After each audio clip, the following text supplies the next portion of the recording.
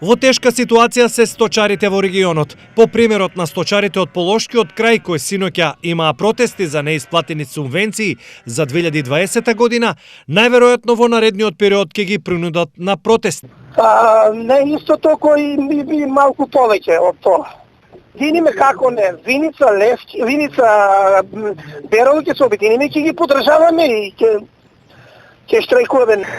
Моментално субвенции немаме добиено за ништо, ни за млеко, ни за јагне, ни за овца. Ништо фактички од субвенциите немаме добиено. 20 година немаме земано целосно воопште ни денар што викат никој. Со кои се други проблеми се соочуваат сточарите од регионот? Тешка ситуацијата е, многу е тешка. Ние сточарите сме најпоследни не остават нас, а највише потребно ни е на нас за тоа што е жива стока. Не можеш да функционираш без пари, без храна да оставиш, без такво, сега нема и трава, ситуацијата уште е прероден тако од зелено, мислам од шоу на зелено, ближи се крајот сега. За овчари плата треба се дава.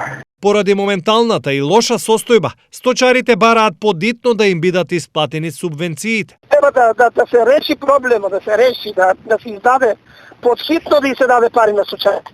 Инаку на вчерашните протести кои се одржаа на автопатот Гостивар – Тетово, министерот за земјоделство Арјанит Хоџа изјави дека е подготвен да се сретне со сточарите и да ги слушне нивните проблеми. Според Хоџа, сточарите се корисници на втора поред најголема субвенција во државата и за нив се издвоени над 1 милиарда денари. Бараните субвенции ќе им се исплатат во текот на оваа година.